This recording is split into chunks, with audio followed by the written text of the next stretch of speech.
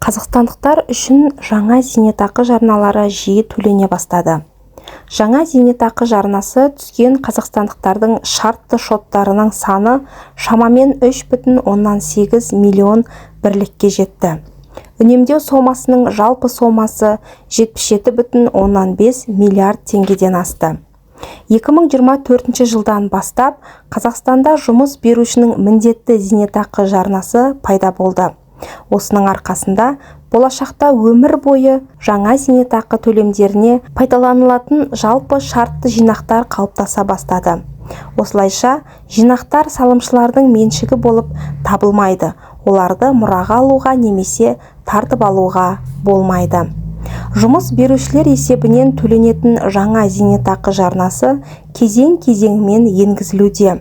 Оның мөлшері қызметкердің жалақысының 5%-на жеткенше жыл сайын ұлғаяды. Қазақстандық инвесторлардың шартты зейнетақы шоттарына алғашқы төлемдер ақпан айында жасалды.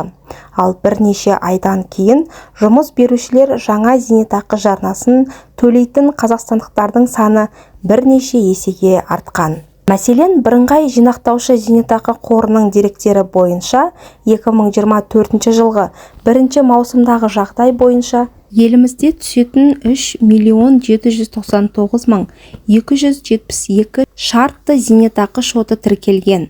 Салыстыру үшін ақпан айында бар болғаны 269.024 аккаунт болған.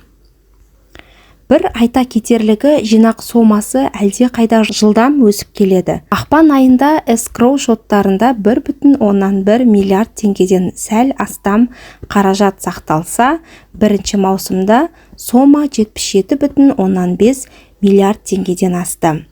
Шартты зейнетақы шоты бар әрбір инвесторға орта есеппен әлі де шамамен 20.401 теңге түседі екен.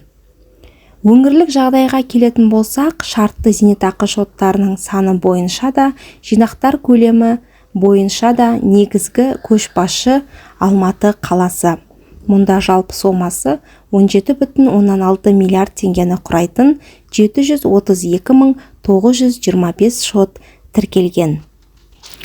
Одан кейінгі орында Астана 383.793 есеп шоты бар, оларда шамамен 10 миллиард теңге бар, ал Қарағанды облысы үздік үштікті жабады. Шымкентте 4 миллиардқа жуық теңгеге 238.368 шот тіркелді. Ең аз шартты зейнетақы шоттары Ұлытау облысында тіркелген. Естеріңізге сала кетейік, жаңа зейнетақы жарнасы болашақта тек 1998 жылға дейін тәжірибесі бар зейнеткерлер өтініш бере алатын мемлекеттік зейнетақының ынтымақты бөлігін ауыстыру мақсатында енгізілген.